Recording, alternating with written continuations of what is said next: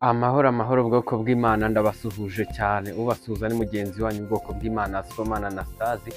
Amahoro y'Imana n'ubuntu bw'Imana bigwire muri mwe bubiheshejwe no kumenya Imana na Yesu Kristo umwami wacu. Yego bwoko bw'Imana aho muherereye hirya no hino mugubwe neza, dore ko n'ubundi mudahwema kubana natwe mu biganiro binyura kuri uyu murongo wa Irera TV1. Yego buri munsi n'ubundi ikiganiro tumenya amateka mw'iyobokamana n'ubundi kinyura kuri uyu murongo wa Irera TV1, niho n'ubundi tuje muri kino kiganiro turebera hamwe icyo tugomba gukora nk'ubwoko bw'Imana nyirizina. Icyo twakora cyose cyangwa icyo twarebera hamwe cyose kuri uyu murongo wa Irera TV1 ni ukugira ngo turebe ko twakora iby'ingenzi Imana ishaka ko twakora nyirizina, kandi twabikora tutabimenye. Birasaba ko rero tubimenya. Turabimenya gute rero?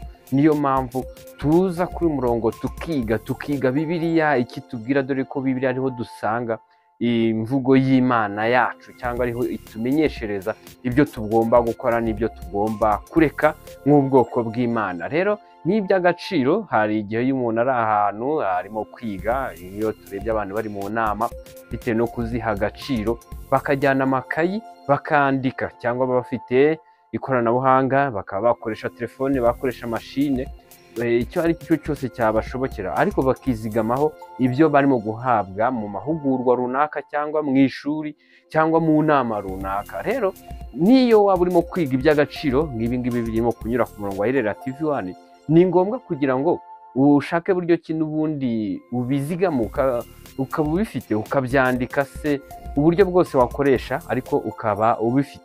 Rero ubwoko bw'Imana ndabashimiye cyane yuko mubikora mu buryo bwiza kandi butuma n'ubundi mutabitakaza.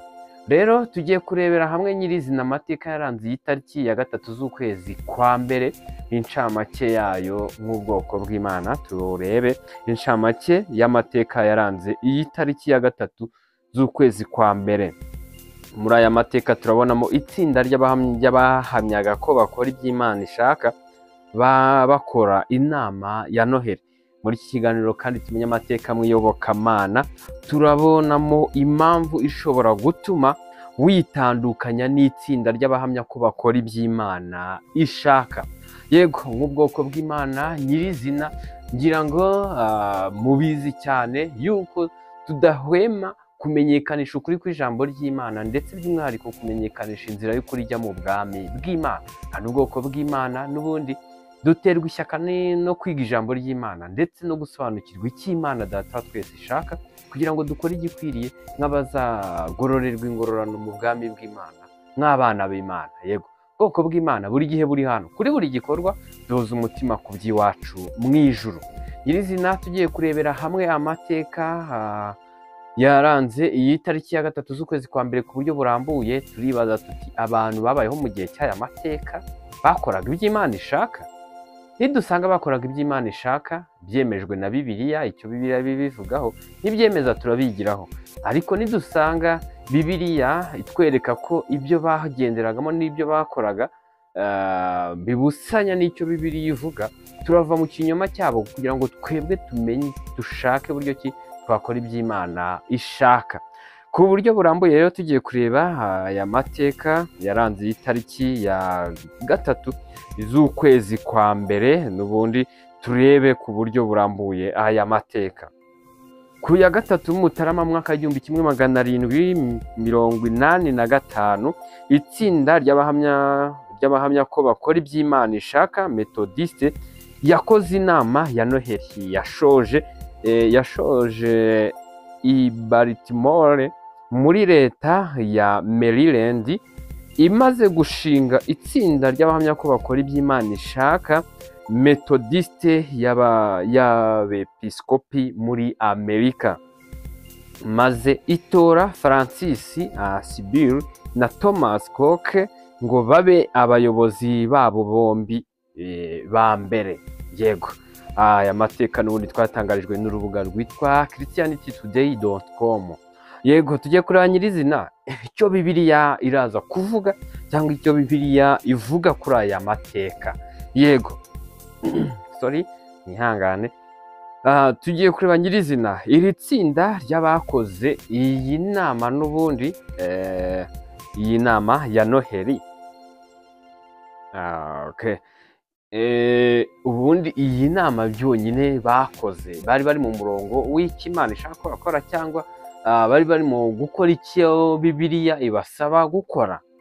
Turasanga rero iyi nama n'ubundi bakoze yo kuri Noheli, cyangwa ivuga kuri Noheli, icyo bayikomozagaho ntabwo twakinjiyemo, ariko dusanze iri tsinda ry'abahamyaga ko bakora iby'Imana ishaka, aribo ba metodiste, barakoze iyi nama n'ubundi ya Noheli. Turaza gusanga rero iyi nama bakoze barimo kubusanya n'icyo Bibiliya yo yavugaga. Niyo mpamvu ku cyo bakoze n'icyo barebagaho ntabwo tubigiraho, ahubwo turava mu kinyoma bari barimo icyo gihe. Kubera iki?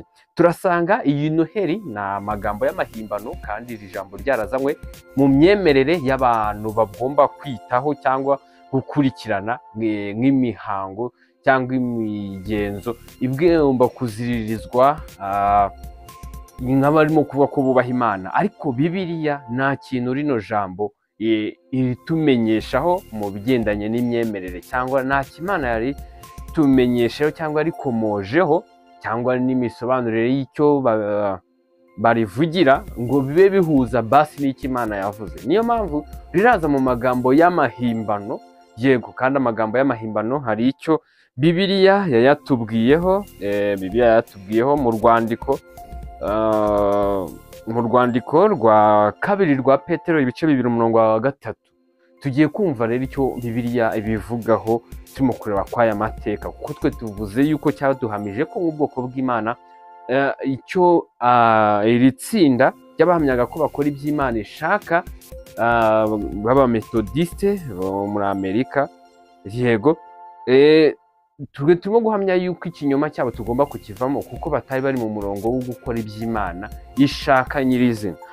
Kubera iki? Bibiliya yiravuze ngo kandi irari ryabo rizabatera gushaka indamu kuri mwe, bababwiye amagambo y'amahimbano. Dore nicyo ndimo kuza nkomozaho mvuga, aya magambo y'amahimbano bari barimo kwigaho, barimo kurebaho nyirizina, ntabwo biri mu murongo w'ubwoko bw'Imana, cyangwa inshingano cyangwa iby'ubwoko bw'Imana tugomba kuzirikana no kwitaho.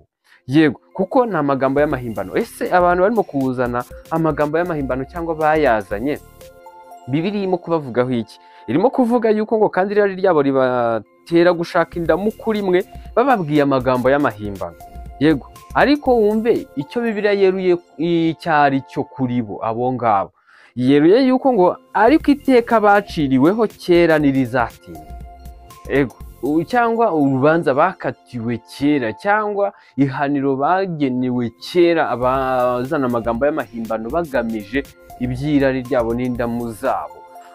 Ngo ariko iteka baciriweho nirihereye kera nirizatinda, no kurimbuka kwabo ni guhunikira. Ijambo rirabyerekanye yuko igihari kubazana ayo magambo bagamije indamu zabo, igiriho ku buzima bwabo cyangwa ubugingo bwabo, ni ukurimbuka. Nk'uko ijambo rivuze ngo no kurimbuka kwabo ni guhunikira. Rero ubwoko bw'Imana amagambo y'amahimbano tuyirengagize.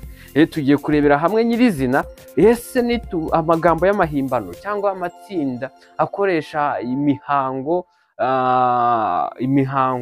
imigenzo, imiziririzo runaka by'ibihimbano bitaraza kugaragara yuko Bibiliya hari icyo yabivuze ngo tugombe kubyubahiriza. Tugiye kureba ubundi ni gute ukwiye kwitwara, cyangwa nicyo ukwiye gukorera iryo tsinda rikora ibyo ngibyo by'ibihimbano, cyangwa mugenzi wawe waba urimo gukora iby'ibihimbano tutarimo kwemererwa gukora nk'ubwoko bw'Imana. Niho twabivuze mu ncamake n'ubundi yuko muri kino kiganiro tumenya amateka mw'iyobokamana. Turarebera hamwe, hari icyo n'ubundi tugiye kurebera hamwe, impamvu ishobora gutuma witandukanya n'itsinda ry'abahamya ko bakora iby'Imana ishaka. Yego, tugiye gusoma turebe icyo ijambo ribivugaho. Ubwoko bw'Imana, abana b'Imana muherereye hirya no hino ku isi, yego nta mupaka ku bwoko bw'Imana.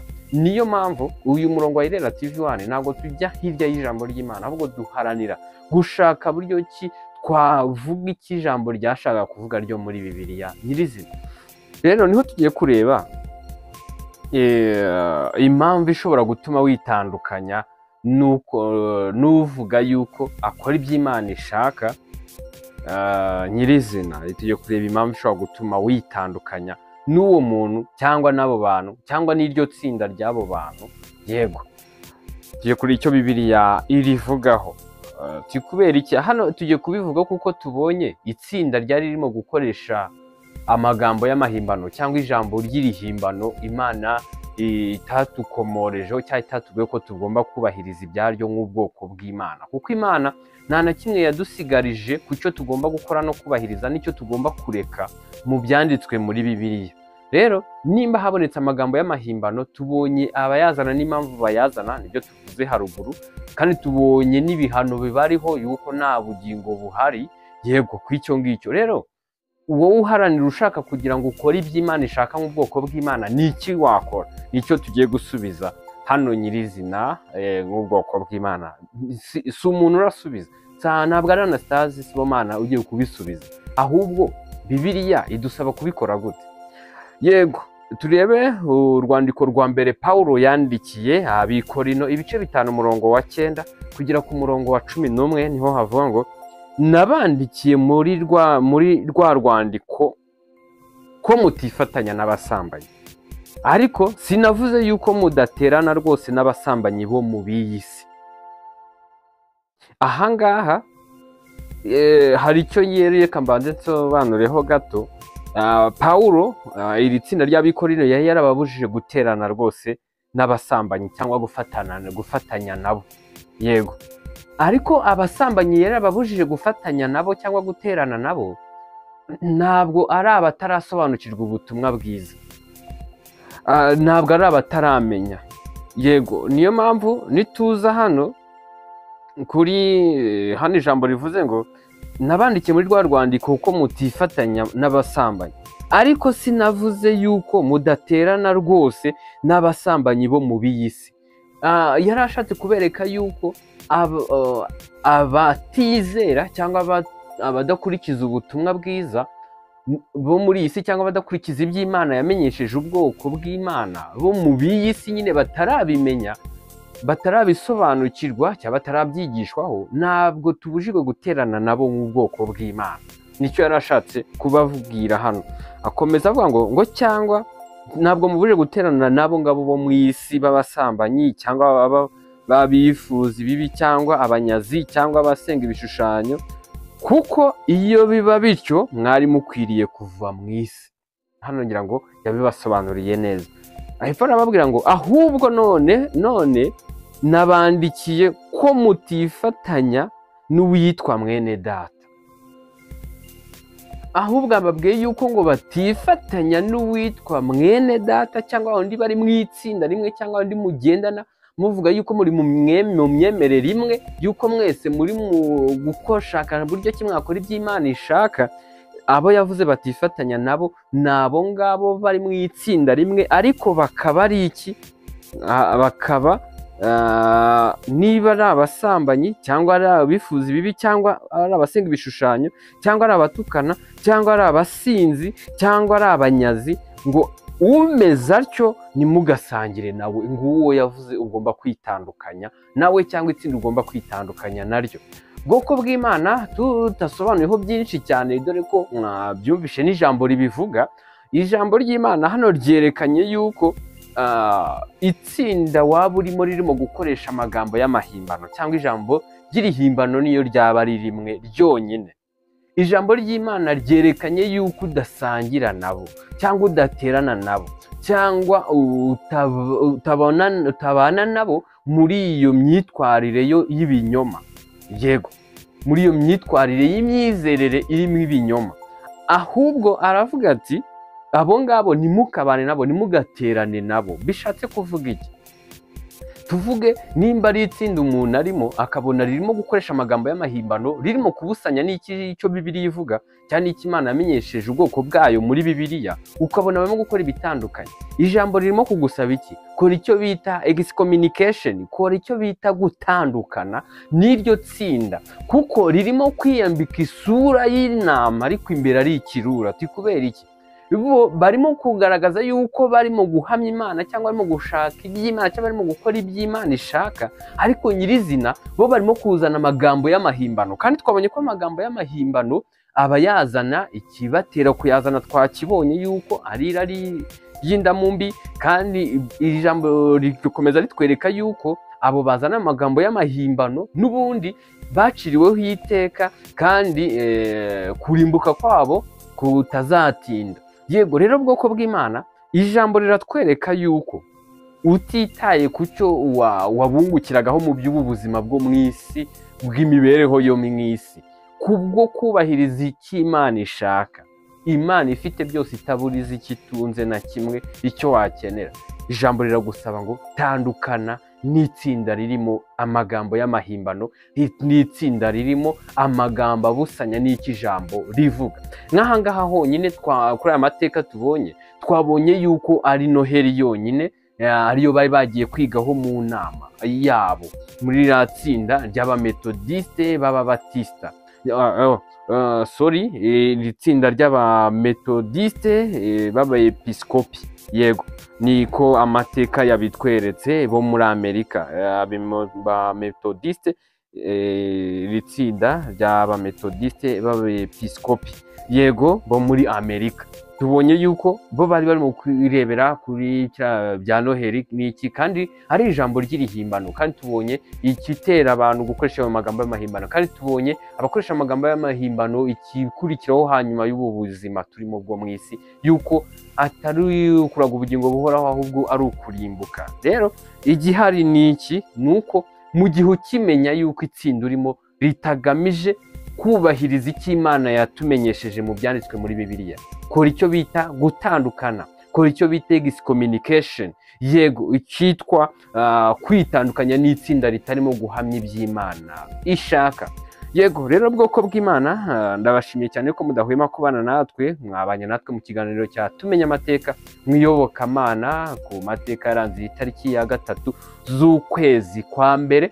Rero ndabashimiye cyane, kandi nk'uko mubizi cyatubizanye nk'ubwoko bw'Imana, yego ntabwo duhema gusobanura ijambo ry'Imana uko riri, kandi tukamenyekanisha n'inzira yo kurijya mu bwami bw'Imana. Kandi ubwoko bw'Imana buri gihe buri hantu kuri buri gikorwa doza umutima ku by'iwacu mu ijuru. Yego ndabashimiye cyane, amahoro y'Imana n'ubuntu bw'Imana bigwiriye muri mwe, mubiheshejwe no kumenya Imana na Yesu Kristo umucunguzi wacu. Murakoze cyane.